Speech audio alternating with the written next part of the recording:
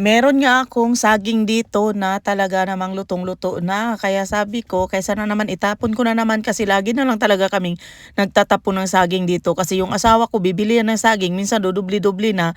Tapos hindi niya naman kakainin, hahayaan niya lang doon.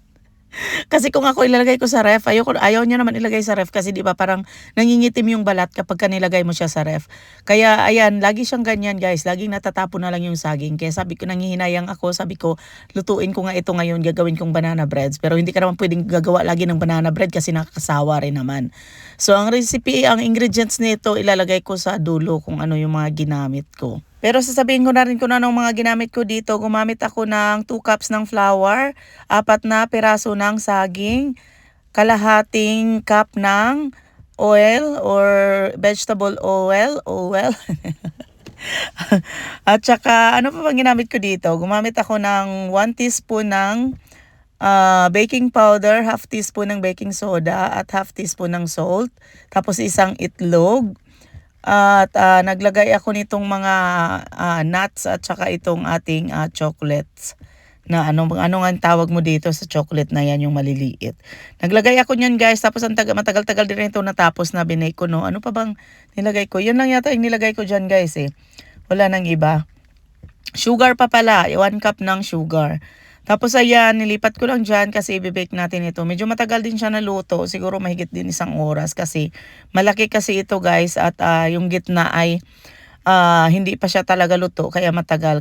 Hindi ko rin kasi siya binigla ng luto kasi kapag binigla ko siya ng luto, yung taas nito ay matututong or masusunog na. Tapos yung ilalim yung loob ay hindi pa luto. So ito na nga siya guys, pagkatapos ng mahigit 1 oras, ayan na siya no. So dahil nagugutom na nga ako at pupunta ako magsusundo kay Bella, pinilit ko siyang tanggalin guys kahit bagong ahon lang talaga sa oven. Kaya nasira yung ilalim niya. Pero okay lang kasi masarap pa rin naman. Di naman nakakabawas ng sarap yan. Ibabalik ko na lang. Ano siya guys, natuklap. Ibabalik ko na lang at itataob na lang uli yan guys. So, ayan na nga, hindi ko na pinakita sa inyo nung pinataob ko kasi nahirapan ako kasi sobrang init pa talaga at ikakat natin. Tingnan nyo lang. Ayan ang kanyang I hitsura. wanna bring something. Picking up bells. Oh my god, it's so good. So good, babe.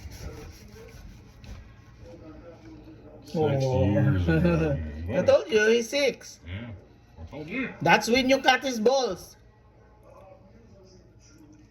Babe, it's so good. Oh wow. Look, it's broke because I put it out even it's hot.